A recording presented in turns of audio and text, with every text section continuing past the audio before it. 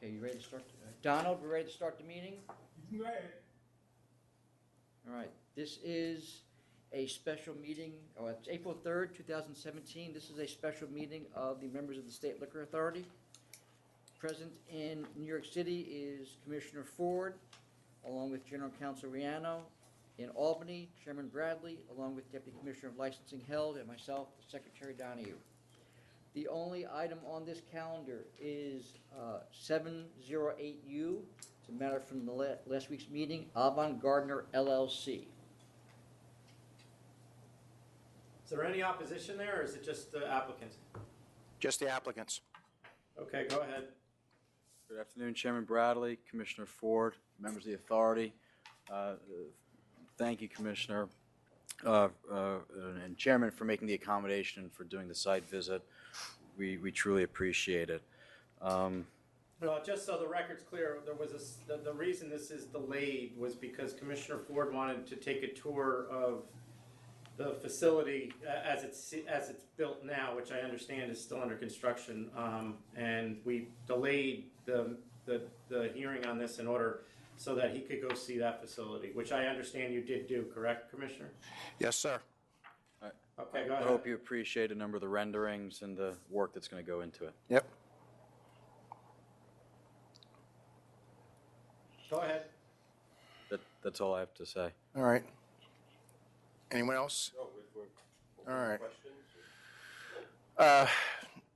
One of my questions was concerning the 90th precinct. In your letter on March 31st, you said that you discussed this with the local 90th precinct, and Inspector Gardner and the staff have not opposed the venue's hours of operation. Can you, from T&M, could you go into that a little bit more, please? I'm going to turn it over to James DiStefano from TNM. All right. Thank you. Yes, Commissioner. As we had spoke earlier today, another one of my colleagues is a retired chief of police from the NYPD, Ed Cannon. My understanding from speaking to my colleague, Mr. Cannon, is that he had an extensive, conversation with Inspector Gardner while we were preparing the security plan for Avant Gardner. He entertained several of Inspector Gardner's comments and concerns. We hopefully have addressed all of those. We told him that we very much intended to stay involved in the project, which Avant Gardner has committed to, and that we would also maintain contact with the 90th precinct.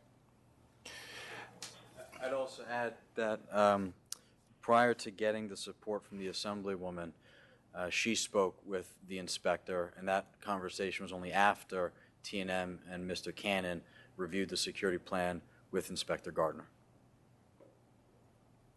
Okay. Can the security gentlemen get up to the microphone again? Can you explain to me what the procedure is? I understand many of the events are going to be 21 and over only, but some public events you indicated in your materials are going to, in your security plan, some events are going to be open to the public and open to people under 21. What's the methodology to avoid underage drinking at those events? That'll be entirely up to the nature of the event, Commissioner. If there's going to be alcohol involved, there'll be separate banding. That's something that we've discussed with color-coded banding for those authorized to purchase alcohol and those who are not. We're also talking about smaller events, private affairs, like weddings and things like that, which would be handled as most of those usually are. Private events I'm less concerned about. It would be more the large underage and over 21 events where they're mixed. Understood. And as you probably noted in the security plan, our intention is to train all of our security guards to approach everyone that looks to be even under 35 and require that they provide government-issued identification and that they're identified accordingly. And are you going to be in charge of security going forward, or are you just here for the application process? No, as I mentioned earlier, according to Avant Gardner, T&M is going to maintain a role in this going forward. Initially, we will assist in helping to identify a security director at our suggestion and a suggestion that they have accepted. is that we identify first a security director with significant experience in law enforcement to include significant supervisory experience. That person would be a proprietary employee of Avant-Gardner going forward. In addition to that person, there would be additional security managers working directly for the security director. They also would be experienced prior law enforcement and supervisory positions within law enforcement, also proprietary employees. From there, T&M would also assist in identifying the appropriate guarding service, which would be hired by Avant-Gardner on a contract basis. We would then develop and implement the training for those individuals. Another layer on top of that would be that we would, from time to time, come in and assess how well those individuals were doing, whether or not they were complying with the security plan that we have in place, and we'd make any recommendations for update or changes as appropriate. Okay. And obviously, they'll all be licensed. Correct. Your capacity for 6,000, my impression from being there today is that that's going to be the exception more than the rule. 2,800 outside, 2,800 inside, is that correct? Is that what I read? Correct. Okay. So that lends me to believe that during the winter months, it's going to be more like 2,800. That's correct, just to make it clear on the record. In the winter months, there's going to be an enclosure over most of the outdoor space. All right, but it's still New York in the winter, Yes. so, all right. And I'm assuming, counsel, that, I mean, you know very well, just to go back to the point about underage sales, I understand that there's a plan, and I heard about wristbands. I think that you know that the authority hasn't always been very fond of the wristbands because they slip off.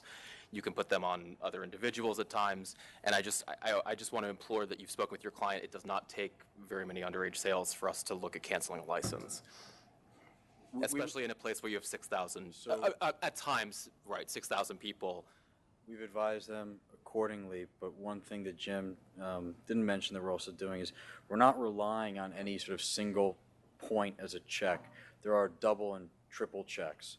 So, you know, there are, how many bartenders?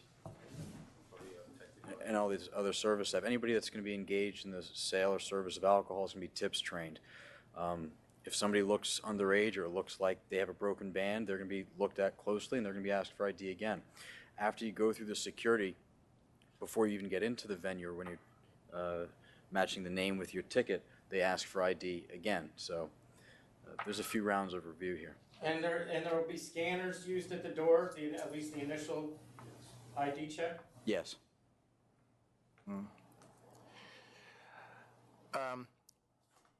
Could I ask Jim to come back up and speak to security measures that we spoke about, how you plan on, your security measures that you plan on implementing here for people accessing the facility? In terms of a general overview? Just a general overview. I mean, I'm concerned about people bringing in weapons, things like that, Okay. that type of thing. Yes. As we discussed earlier, Commissioner, we were discussing the renderings, and you could see from the renderings that our security plan is not limited to the four corners, so to speak, of the venue itself, that we have a very proactive approach with security, that we will be moving our security presence out into the neighborhood. A strong example of that we discussed earlier was the safety corridors, which Commissioner Ford was able to get a better sense of. We will be having people, the bulk of which we anticipate will be arriving via public transportation from the south. They will be encountering security representatives soon after they get off the trains, and then basically escorted, through, one position to the next, right up to the venue. Similarly, we are going to staff each event based on the anticipated number of folks that we anticipate attending. So we will have ample security guards. As I said, there will be multiple layers, beginning with the security director, on down through the managers, and then finally down through the security guards. Excuse me. Also, as was mentioned earlier, there's going to be a very close working relationship within the venue between security and the folks serving the alcohol, processing tickets and things like that. Everyone is going to be afforded training that's going to be complimentary, that's going to be very sensitive to a lot of the issues that have been brought up to date. Also, in terms of the extent of our security plan, there will be other individuals working outside the venue. I think we spoke about it in one of the prior hearings, where we will have roving patrols. Those are certainly not to take the place of the police, but to, again, provide a presence in the neighborhood to hopefully head off any events that we see as a potential problem before they become problems for the police. We have an 800 number. We will be inviting the neighbors to call if they see anything that. Wait, can you stop for 1 second? I'm sorry. Sure. We just found out we're not online. Are you checking that? Is it being taped, Donald? Yeah, Mr. Jones is calling up to Mike Drake right now. We were reminded. But we're being taped, right? Yes. Okay, you can continue then, as long as we're being taped. Okay, Chairman. As I said, so some of the additional layers would be the roving patrols outside, the outreach to the community through the 800 number, where we're inviting feedback so that we can address any issues before they come events. We will also be very concerned with providing several layers of vetting at the door, in addition to the providing identification for age, and as you mentioned, the scanners and so forth. Everybody who comes into the event will be subjecting themselves to the potential for full body pat downs, magnetometers. We have very specific weapons policies, drug policies, and so forth. Okay. All right. Any other specific questions, sir? No, that's what I wanted to hear on the record.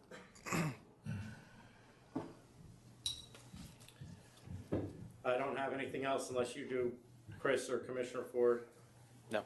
No. Oh, Well- now we're back. And just for the record, I've been informed we are back online, so. Okay, great. You have the support from Assemblywoman Maritza Davila, strong support by Councilmember Rafael Espinal. Is that how you pronounce it? Yes. Even though he's in an adjacent district still.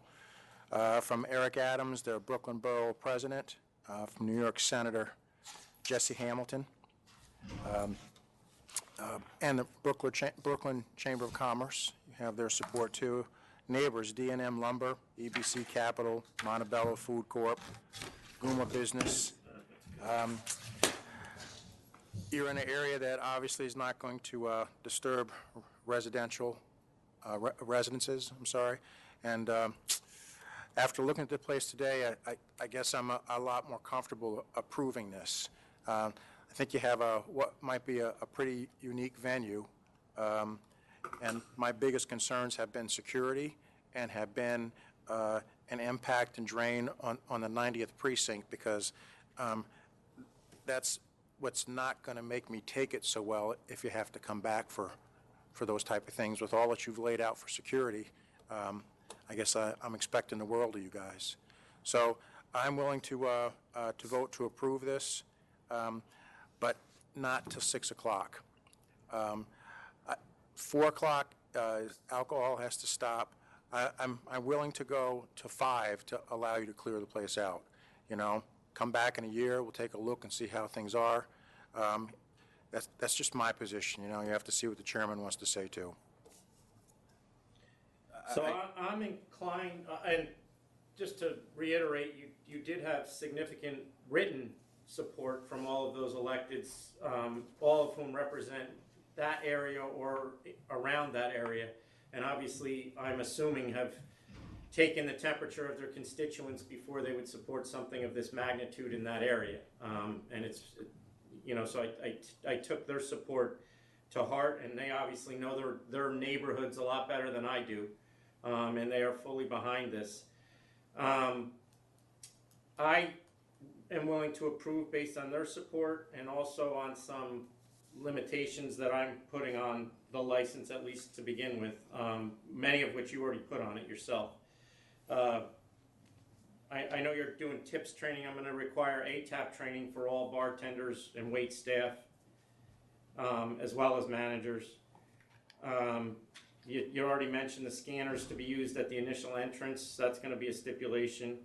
You mentioned in your security plan that you're going to have a hotline number and a community liaison. That number is to be given to the community board as well as the 90th precinct and to be kept updated.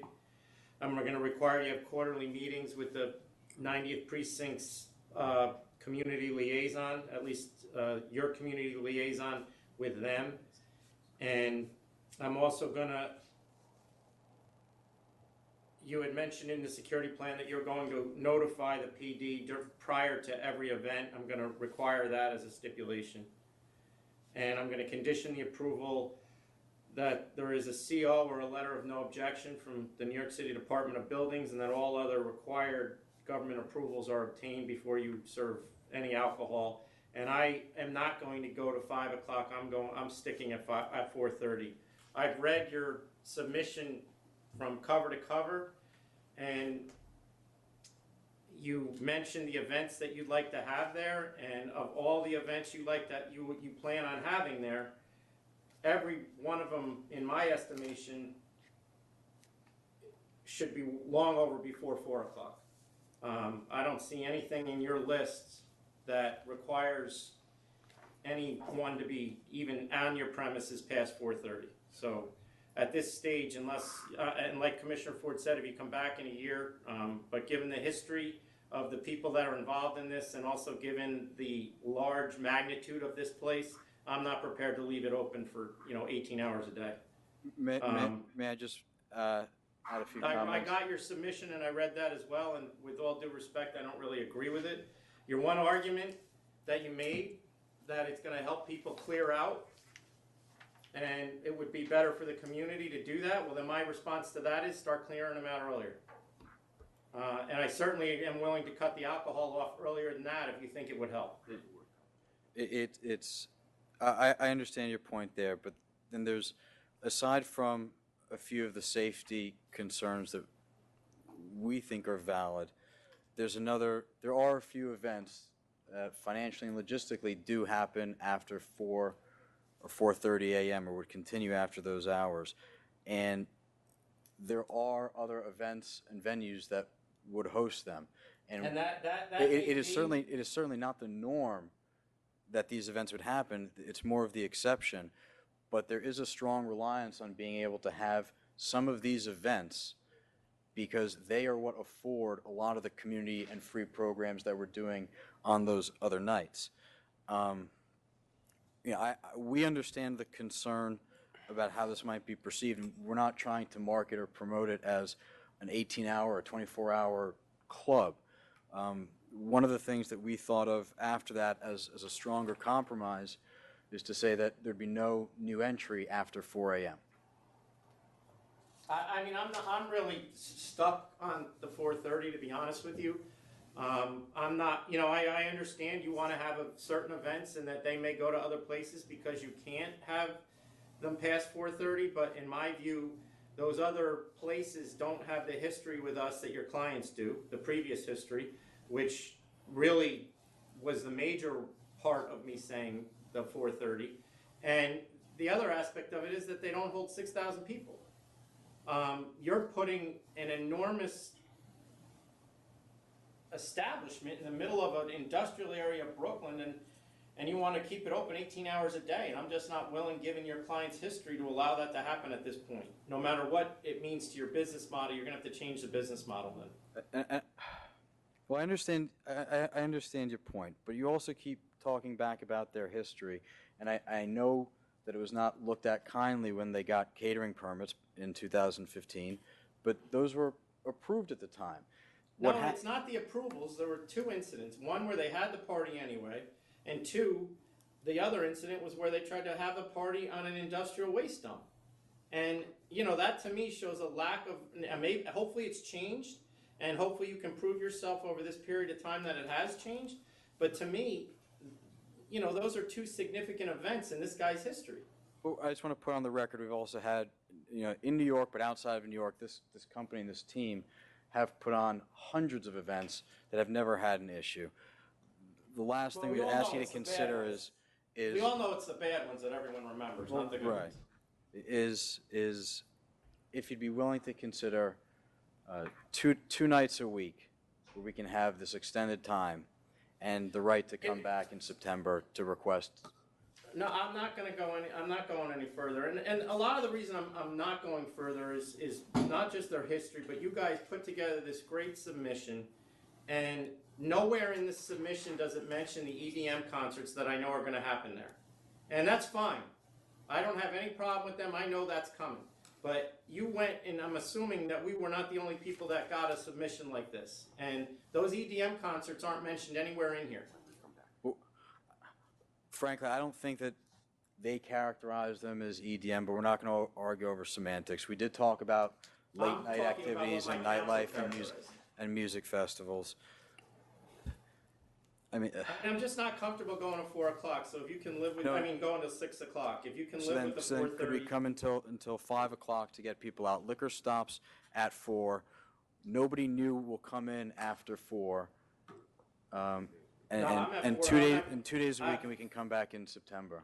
No, 4:30 I'm at. Commissioner Ford, I know you just voted for the 5 AM. Having heard what Chairman Bradley's proposing, did you want to amend your vote? Yeah, I'll amend my vote to be in alignment with the chairman to be 4:30. And one other thing regarding what the chairman said about the community affairs officer with the 90th precinct, that would be Detective Roman, by the way. Just so you know, okay? And the other, and assuming you can live with these stipulations, the other thing, as council pointed out, is that there's not gonna be a lot of leeway here as far as if something goes wrong. So I know there's gonna be a significant money invested in this venue. I know that there's gonna be significant time. There's already significant money invested, but I will not hesitate to yank this thing. Because I have, the police department has made it clear they still have concerns. We received an email from them this morning, and I voiced those concerns as well. But it is not a 500-foot case. And given the security plan that you have in place, I'm assuming will be in place throughout their operation, that has minimized to a certain extent my concerns. But if my initial concerns become reality, this is not going to last very long. With that understanding, can we come back in September after a summer of events and revisit these No, hours? 1 year. I mean, you can come back anytime you want. I'm not going to consider it for a year, though. I'm not going to tell you you can't come back. If you came back in a year from now, it would still be before next summer. But, They're still doing this place. So you want one? no, they're opening. You guys plan on opening in May, right? Yeah, between May and July. Yeah, so they can go 1 year from today. Yeah. All right, so we have a vote on the approval. Right. So, Yes. Well, I mean, it's with stipulations that they have to agree to, so. no, they don't have to agree. All right. Well, I'm not going to grant a license that they don't want. I'm in full agreement with the chairman to those stipulations. As a point of clarification, as far as the scanners, safe to assume that we're not talking about that for bar mitzvahs, weddings, and private events, and Just events open to the public. Even if there's a cover or whatever, just events open to the public, though. if we have No if we have a farmer's market on a Sundays, No, yeah. And we're talking about nightlife events for scanners. Yes, correct. And again, back to our conversation that we had on site, I think you guys are smart enough and understand enough to know what level of security you need to apply to different events. Obviously, you don't need to scan the bride and groom. We said maybe the mother-in-law, but, not the rest of the party. So I think we'll leave that up to your good judgment of knowing when to scan and when not to. Yeah, that, I would agree with that. You use them at events that you feel that it's necessary.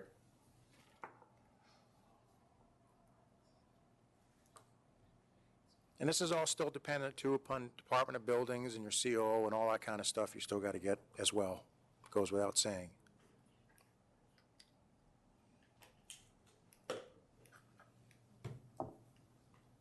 The reluctance and the concern that you see from me and probably from my client is that there are not a lot of events that they plan to have that would go that late, but there is a decent number. And the ability to have those events are critical to the overall financial success of this thing going forward, including all the other public and Well, community. The one thing that has been made clear throughout this, that should your place open, those warehouses probably will be unavailable for other events. So, Well, I would imagine that will take some of the competition out. The other aspect of it is that the catering permits that have been so easily obtained previously are not going to be so easily obtained anymore. You know, there is going to be a deeper dive on those about what they're actually being obtained for. So But I there would are- imagine your competition is going to dwindle.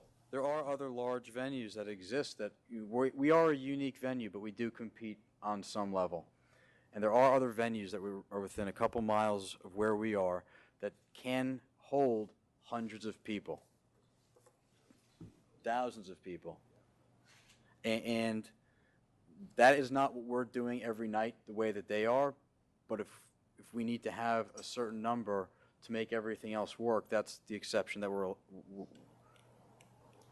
I'm just really not going to let painful. 6,000 people or 5,000 or 3,000 be in a warehouse in the middle of Brooklyn at 6 in the morning. It's not going to, or even 5 in the morning. I mean, they have to be out of there at some point. It's You- in the middle of this. My one thing that I'm not concerned about is your ability to compete with your fellow venues. That to me is the least of my concerns. But it's one of our biggest, and if I the concern, understand if that, the then concern you- is about the oversight, we don't just have the SLA looking over our shoulder.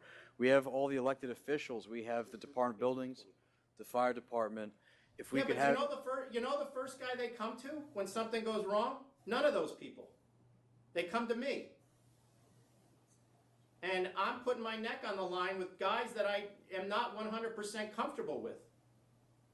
But I'm willing to do that because of the background that you guys have that are representing them. That's the only reason we're here. I appreciate that. Is there some number that we could start off with to show you what we can do and then come back? If we Yeah, could have 12 months. 25 events that allow people to stay there, to not have alcohol after 4:30 until 5 a.m. or 5:30.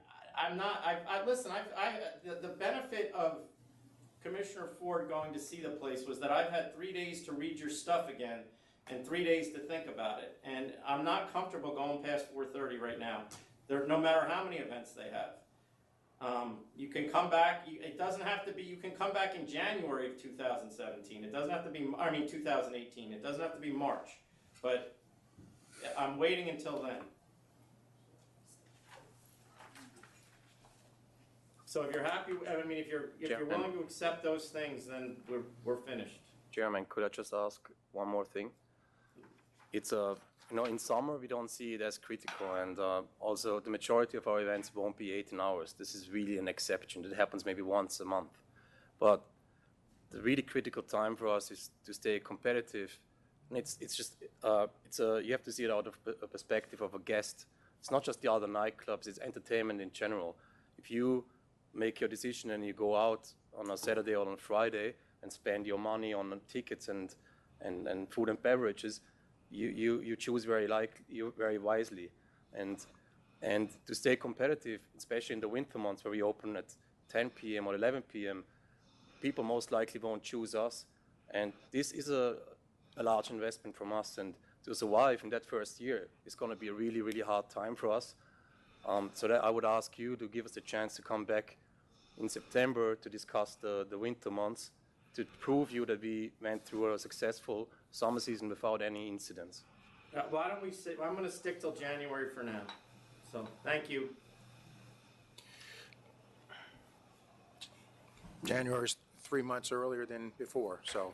Yeah, we All right. are just worried that we survived the time until then. You know, obviously there's a. I have faith that you'll do fine, so. All right, so we have a vote, okay. That's the vote of the member, it's been approved with those conditions. Chairman, you have any other business besides? All right, then the meeting is concluded. Again, we just want to thank the whole board for all the patience and consideration with this. We know we've submitted a lot of materials, and it's very clear. You've gone through them very carefully, and we do greatly appreciate that. Thank you. And obviously, this is conditional upon Buildings. buildings and all the appropriate approvals. You'll get a letter about that. All right. Thank you. Understood. Thank you. Thank you. Donald, we're all set. Okay. Thank you.